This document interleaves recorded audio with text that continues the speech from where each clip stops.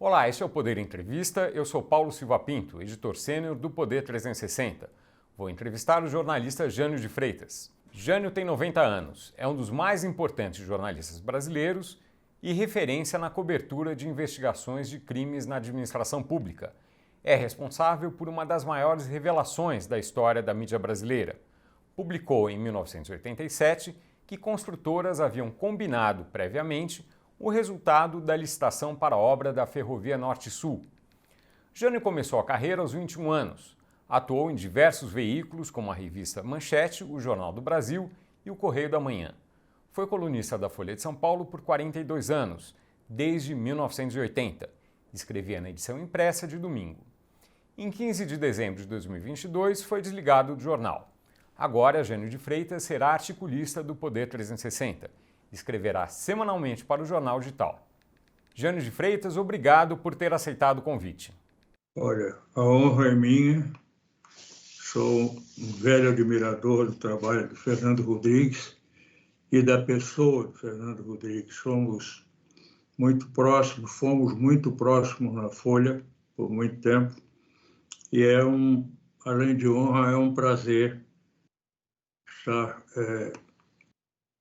colaborando agora com o Poder 360, depois de ter conhecido esse trabalho como espectador comum, ouvinte comum, leitor comum. E vamos, então, ver o que é que eu consigo fazer de maneira a honrar esse convite. Agradeço também a todos os web espectadores que assistem este programa. Esta entrevista está sendo gravada no estúdio do Poder 360 em Brasília, em 16 de janeiro de 2023. Para ficar sempre bem informado, inscreva-se no canal do Poder 360, ative as notificações e não perca nenhuma informação relevante. Eu começo a entrevista perguntando: Jânio, você trabalhou 42 anos na Folha de São Paulo. Agora será articulista do Poder 360, um jornal que já nasceu digital. Qual é a sua expectativa quanto a essa transição? Olha, para ser franco, eu não tenho ideia do que vai suceder. Estamos os dois lados fazendo uma experiência, né? Eu trabalhei sempre no impresso, em revista e jornal, fiz um pouco de televisão, fiz um pouco de rádio e vou para mais uma tentativa. As anteriores não foram mal sucedidas. Espero que essa, pelo menos, honre o convite que eu recebi. Jânio, em entrevista ao Poder 360 em maio de 2022, você disse que o jornalismo brasileiro não deu ainda uma resposta à internet. Na sua avaliação, essa resposta é possível, é provável? Olha, uma resposta integral é muito difícil, mas o fato é que o mundo mudou com a internet, com a chegada da internet, mudou mais com o desenvolvimento da internet, dos meios informáticos de comunicação, e o jornalismo o jornalismo impresso, só mudou naquilo que os engenheiros gráficos fizeram, em melhoramento dos equipamentos de jornal impresso, de revista. É preciso, ou seria preciso, para que os jornais não sofressem as consequências que estão sofrendo, fecharam muitos já, as redações atuais são mínimas, são muito pequenas, as demissões não faltam, né? Estão sempre ocorrendo seguidamente, e nada mudou nos jornais. Os jornais parece que não acreditam que o mundo tenha mudado com os processos informáticos e continuou na mesma, só que continuou descendo para baixo, né? Sempre para baixo, descendo. É um futuro muito perigoso, o dos jornais, não só no Brasil. No exterior ainda houve não? Umas certas tentativas de aproximação da internet, né, da comunicação informática, mas não significativamente. O que tem salvado na Europa e nos Estados Unidos a imprensa de jornal e de revista é a qualidade dos leitores, a quantidade de bons leitores que não se satisfazem só com a internet, né? Então vão aos livros e vão aos jornais e revistas. Mas isso no Brasil não acontece, porque esse chamado leitor de alta qualificação é muito pouco numeroso em relação à imprensa brasileira. Já foi muito mais numeroso, mas a degradação do país não tem limite, não seleciona meios nem fins. Ela vai varrendo, vai varrendo. Então, os jornais, na sua imutabilidade, caminham para um fim triste. Qual seria um caminho possível para os jornais e os jornalistas, obviamente, manterem a relevância na vida brasileira, na vida nacional? Olha, o Brasil proporciona uma quantidade de fatos jornalísticos diária, uma quantidade diária, sempre suficiente para abastecer um grande número de jornais impressos, de jornais informáticos, telejornais, televisão, rádio. A quantidade de fatos é imensa. Há muito mais oferta de fatos do que procura de fato pelos repórteres, que são cada vez menos numerosos nas redações dos impressos. Revistas, então, vivem um período quase agônico. A solução para os dois lados é uma revisão de métodos e de concepções. Isso já aconteceu, por exemplo, quando a imprensa, os jornais impressos foram praticamente agredidos, pelo surgimento da televisão móvel, né? Da televisão que ia para a rua, que podia acompanhar os fatos em cima da hora, transmiti-los. Isso para os jornais foi muito penoso.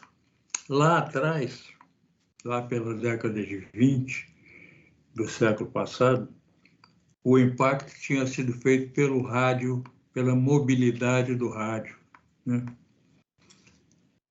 Mas a imprensa atravessou esses períodos. Os americanos criaram técnicas de redação, de apresentação das notícias, que revigoraram a imprensa escrita. O mundo copiou, adotou, adaptou, mas, de qualquer maneira, era uma entrada de todo mundo nessa adaptação ao novo tempo. Isso aconteceu tanto na ocasião em que o rádio se desenvolveu e na ocasião em que a televisão se desenvolveu. Depois não aconteceu mais. Os jornais pararam onde estavam, dali começaram a regredir muito. Para dar um exemplo, num período em que a atividade no Congresso tem interessado tanto ao país e aos possíveis leitores, desde, digamos, o início do século.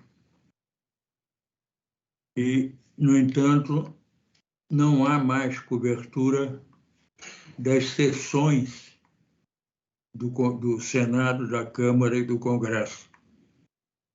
Havia essas coberturas diárias, eram muito interessantes quando feitas por jornalistas competentes, e havia um bom número deles nesse gênero de trabalho, e eram coisas muito lidas. Hoje o que há são notícias esparsas que não se associam entre si, não se associam com o leitor frequentemente, na maioria das vezes, dada essa mania de economia, essa obsessão de economia que invadiu o jornalismo impresso, e o leitor é que perde.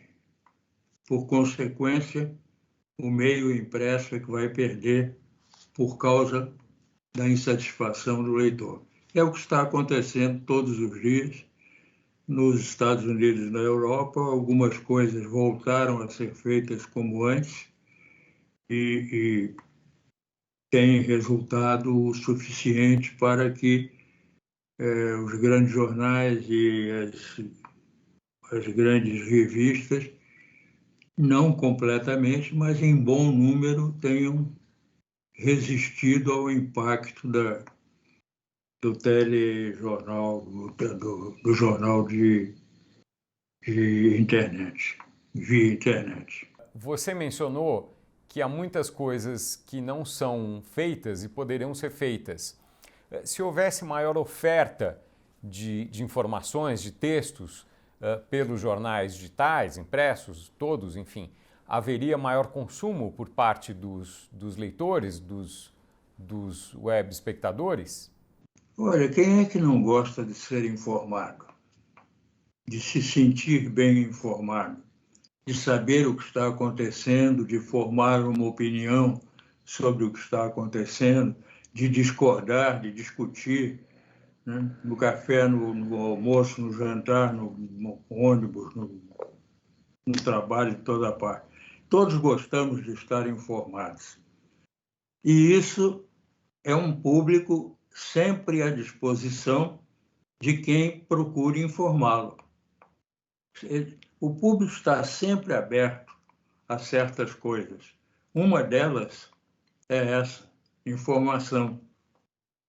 Então, se for fornecida, se for proporcionada ao leitor a possibilidade de se informar a um bom custo e com um bom resultado no esforço dele de se informar, eu não tenho a menor dúvida de que internet, televisão, rádio, jornal, panfleto, o que for, encontrará público, desde que entenda esse público para ser assimilado, ser aceito por ele.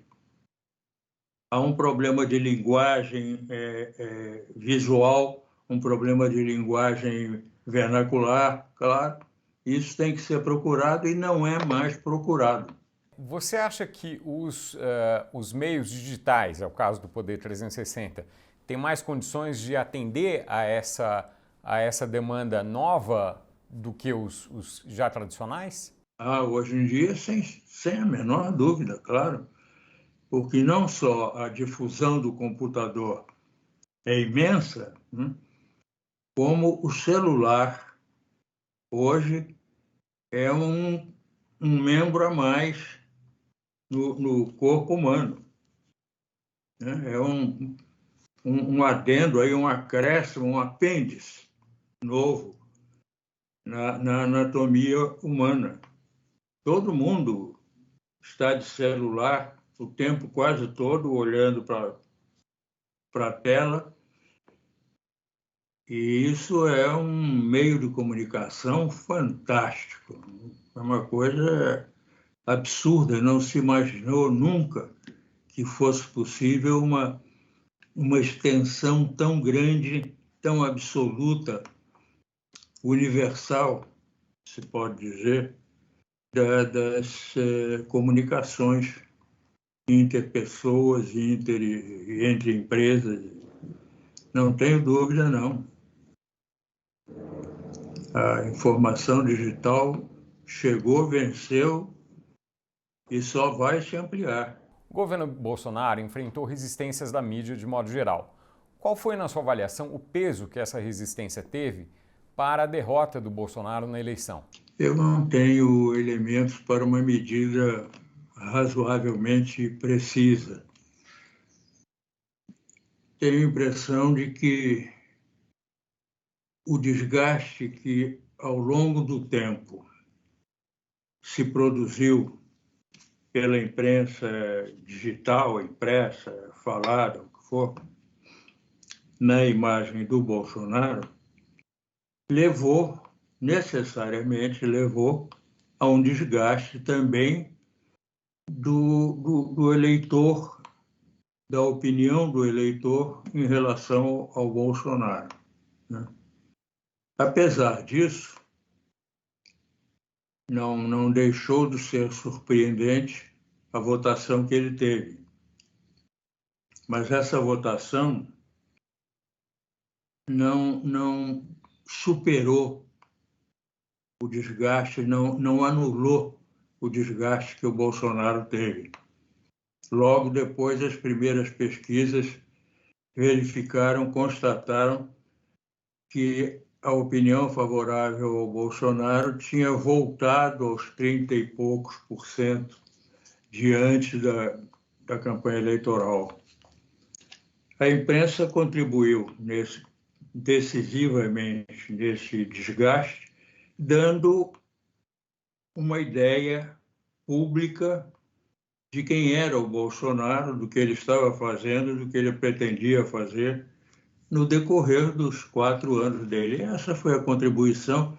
Eu não conheço nenhuma aferição desse papel que a imprensa teve, mas não tenho dúvida de que esse papel existiu. Houve, nesse aspecto de resistência ao governo Bolsonaro, houve manifestação até de jornalistas. Houve um manifesto de jornalistas em outubro em repúdio à reeleição do Jair Bolsonaro. Nos Estados Unidos é uma coisa mais comum jornalistas se posicionarem publicamente e argumentarem que isso não interfere no papel deles na neutralidade, ou enfim, né, no equilíbrio do trabalho como jornalistas. No Brasil não há essa tradição. Você acha que esse tipo de manifestação cabe na sociedade brasileira, de jornalistas se posicionarem diretamente contra a reeleição de um presidente? Essa atitude silenciante dos jornalistas em termos não profissionais tem uma dose de hipocrisia bastante acentuada, a meu ver. Porque os jornalistas no Brasil opinam muito por meio da edição em que quando eles escolhem as matérias que vão ser destacadas, o sentido que vai ser dado a essas matérias, a favor disso ou contra aquilo, e por aí vai uma série na seleção que os dirigentes de redação fazem dos colunistas, dos articulistas, dos colaboradores convidados, até das cartas dos leitores. Há uma seleção, uma depuração ali favorável à opinião de quem faz aquilo. E no Brasil, a vigilância exercida sobre o trabalho das redações é muito frágil, é muito precário, quando existe. Porque, em geral, não existe. Os erros se repetem de uma tal maneira que a gente percebe imediatamente que não há vigilância corretiva em sentido nenhum, inclusive no sentido político. Mas você, na sua avaliação, os jornalistas não deveriam se manifestar em relação à eleição ou à reeleição de alguém? Assim como eles se manifestam sem haver nenhum cuidado maior em relação a isso, já que se manifestam assim, eu não vejo nenhum obstáculo para que eles se manifestem também publicamente. com seu próprio, nominalmente, com seu próprio nome, com a sua própria cara. Não vejo maior obstáculo nisso. Acho até que eu fui muito contra isso, combati muito essa publicização da figura do jornalista, da pessoa, do nome do jornalista. Eu nem assinava matéria nenhuma, eu não gostava de assinar. O pouco que eu assinei no Diário Carioca foi meu nome posto por Luiz Paulistano ou por Pompeu de Souza, que chefiavam a redação. Eu mesmo jamais reivindiquei, não pus. Meu nome, no Jornal do Brasil, meu nome não apareceu. Eu editava o jornal, mas não, meu nome não aparecia. Eu não tive meu nome posto, editor, não, tal coisa, secretário, não sei o quê. Não, eu não pus nunca, porque eu era absolutamente contra essa confusão entre a pessoa e o profissional. Hoje em dia, nas talvez duas últimas décadas, eu mudei bastante, não absolutamente, mas mudei bastante a minha opinião. Passei a achar que a maneira como as redações sofrem influências indiretas e indevidas são influências antijornalísticas, anti-independência, anti-objetividade. Aí eu passei a achar melhor que o jornalista possa logo de uma vez dizer quem ele é, o que ele pensa, o que ele não pensa, do que o contrário, ficar essa hipótese de que o jornalista não se expõe a própria opinião ou não deve expô-la. Essa coisa acabou sendo maculada de uma tal maneira que eu mudei de opinião em grande parte. O governo Lula tem recebido um tratamento mais favorável do que o do Bolsonaro por parte da mídia. Como será o desafio de ser crítico ao atual governo? Olha, a opinião não é necessariamente elogio. Opinião é elogio ou crítica. Cada um se manifestará segundo a oportunidade de manifestação e as suas ideias, a sua posição diante de cada fato. Além do mais, ter uma opinião favorável ou contrária hoje não significa que amanhã, diante de uma outra posição do governo, de um outro tema governamental, a mesma posição se repita. Quem opina hoje favoravelmente, amanhã pode ser crítico. E quem é crítico hoje pode aplaudir amanhã. Isso já me aconteceu muitas vezes, infinitas, incontáveis vezes, até a ponto de alguns leitores se surpreenderem. Eu me lembro que no primeiro governo do Lula, claro que se esperava que eu fosse bastante tolerante com o Lula. No entanto, aconteceu o seguinte: o Luiz Francisco de Carvalho Filho, advogado brilhante em São Paulo, conhecido, colaborador com artigos na Folha de São Paulo, escritor, me telefonou logo no começo do governo, muito espantado. Me disse: você foi o primeiro a criticar o Lula? Ele estava espantadíssimo com isso. Eu tinha elogiado a campanha do Lula, tinha achado as propostas do Lula, o interesse do Lula por trabalhar contra a desigualdade social era na época e é ainda um ponto de interesse meu muito intenso. Eu sou um combatente dessa luta com muito muito empenho e muita satisfação por ser assim. E, no entanto, mal tinha acabado de elogiar, entrei em críticas duras ao Lula, ao Palocci, à política econômica excessivamente conciliatória, como eles diziam, que era preciso conciliar, e não foi conciliação, foi um não cumprimento daquilo que era esperado como trabalho contra a desigualdade. Esse trabalho só veio a ocorrer bem adiante, quando podia ter começado já nos primeiros passos do primeiro governo Lula. E este início de terceiro mandato do Lula, como você avalia? Outra vez, eu tenho coisas que eu gostaria de aplaudir ou que eu acho que são passíveis de aplauso, e coisas que eu acho que ou eram dispensáveis ou nem deviam ter sido feitas. Por exemplo, a nomeação do Valdez Góes. Ele tem um problema de justiça sério, muito sério, de apropriação, são coisas sérias. A minha impressão é de que essa senhora que foi nomeada para o turismo, Dani do Vaguinho,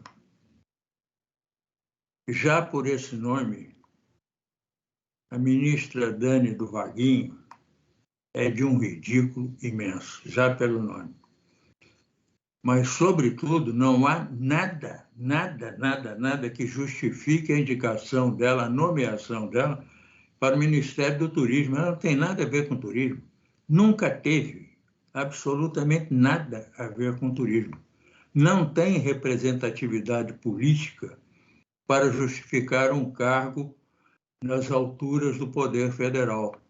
O marido dela também não. E agora há todo um noticiário aí em que, correta ou incorretamente, eu não sei, faz conexões dela e do marido com um miliciano de Belford Roxo, outro de Nova Iguaçu, outro de não sei onde. Eu não sei se isso tem fundamento ou não, mas sei que a nomeação dela não tem fundamento histórico, pessoal, cultural, técnico, que justifique a nomeação dela para o turismo. E assim outras coisas eu acho que precisam ser ditas e pensadas. Não pretendo silenciar a minha opinião que seja favorável ou contrária ao que quer que seja do governo Lula ou de qualquer governo. Jânio, nos atos de 8 de janeiro, a mídia responsabilizou o governo do Distrito Federal pela falta de segurança na esplanada e praticamente isentou o governo federal nesse episódio. O jornalismo poderia ter tratado o que aconteceu ali em 8 de janeiro de outra forma? Quase tudo naquele dia precisaria ser tratado de outra forma. No dia 8 de janeiro e nos dias subsequentes. Note o seguinte: Flávio Dino foi absolutamente decisivo na recuperação do poder sobre os prédios oficiais, os prédios representativos da República. Mas não houve um repórter grudado no Flávio Dino. Agora é que nas últimas 24 ou 48 horas, é que começaram a aparecer as histórias do que o Flávio Dino transou naquele dia, com o Lula, ligando para o Lula, oferecendo alternativas, ligando para o coronel do não sei aonde.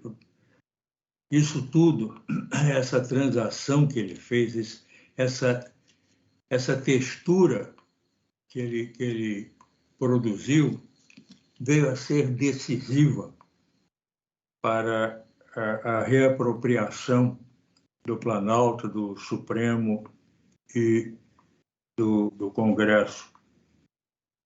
Mas ele não tinha uma pessoa ali do lado dele para ver isso e ir noticiando isso, ir informando os agoniados que estavam diante da televisão, sofrendo com a visão daqueles acontecimentos estúpidos, aquela brutalidade, e sem saber para onde se ia.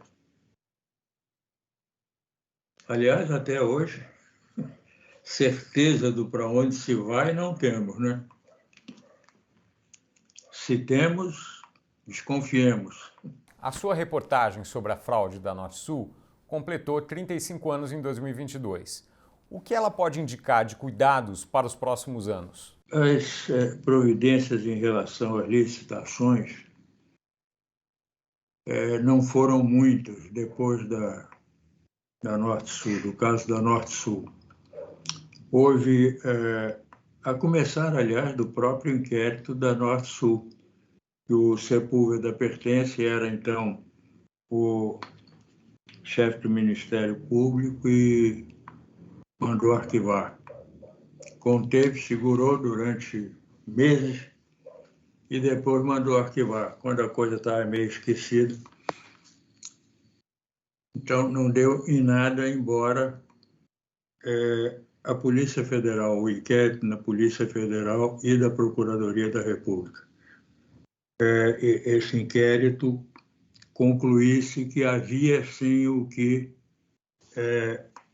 investigar, porque os procedimentos eram ilegais, eram fraudulentos, como a revelação jornalística tinha indicado.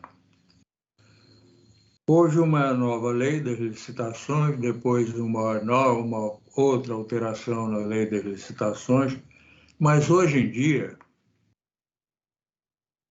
as licitações continuam sendo motivo de, no mínimo, desconfiança. No mínimo. Algumas, com toda certeza, já houve casos verificados no metrô de São Paulo, no Rodoanel de São Paulo. As hidrelétricas, essa área é incrível. O Copérg, da Petrobras, aqui no estado do Rio. Essas coisas, se investigadas, resultariam em revelações muito próximas do que se revelou no caso da Norte-Sul. No futuro, o que preocupa é que dois ministérios muito suscetíveis, muito mal orientados ao longo do tempo, estão entregues ao MDB, Ministério dos Transportes e Ministério das Comunicações. O dos Transportes é o mesmo do caso Norte-Sul. Eu não estou dizendo que os ministros que estão lá serão adeptos de fraudes. Não estou dizendo isso. Estou dizendo que esses dois ministérios são muito suscetíveis e que o MDB é perigoso. O MDB tanto tem pessoas muito qualificadas, em geral vindas de longe, com atestado passado, mas também tem vindas de longe e entradas para enriquecer na política, muita gente Então, o MDB é um dos partidos que representam mais risco nesse sentido. Os outros são, enfim, são PL e coisas do gênero, né? São já devidamente matriculados. Então, eu acho que o futuro requer, em relação às possibilidades de repetição de coisas como o Norte-Sul, requer muita atenção do governo e dos jornalistas. O governo e o TCU estão dispostos a aceitar que parte das multas de construtoras por corrupção seja transformada em serviços para novas obras. É possível fazer esse tipo de arranjo, essa troca, de modo confiável na sua avaliação? De um modo confiável é difícil, eu acho. Acho bastante difícil. Possível sempre é. Não digo também que seja extremamente difícil, mas que é difícil, é. Não há dúvida. As pressões no Brasil não diminuem com o tempo, elas aumentam incessantemente. A força da pressão da área de negócios hoje é muito grande, é muito forte. E voltou a ser tão aceita quanto foi nos períodos piores da imprensa brasileira, da imprensa escrita, dos jornais convencionais. Jânio, para finalizar, você mencionou há pouco a falta de rumo, a dificuldade de encontrar um rumo. A falta de rumo, a dificuldade de encontrar um rumo. O que é necessário e possível fazer para que o país encontre um rumo? O Brasil está precisando de algumas reformas que não são costumeiramente citadas. Por exemplo, é preciso modificar o número, a composição numérica da Câmara dos Deputados. Não no sentido em que querem em São Paulo, que seja cada bancada estadual seja rigorosamente proporcional à massa de habitantes do Estado. Isso daria um desequilíbrio gigantesco, que São Paulo se tornaria dono da Câmara e do Senado, por consequência. Mas o número de deputados no Brasil é excessivo. A massa dos bagrinhos no Congresso são deputados absolutamente inúteis do ponto de vista institucional, estão ali sem produzir e custando uma barbaridade. O custo de um deputado no Brasil é altíssimo.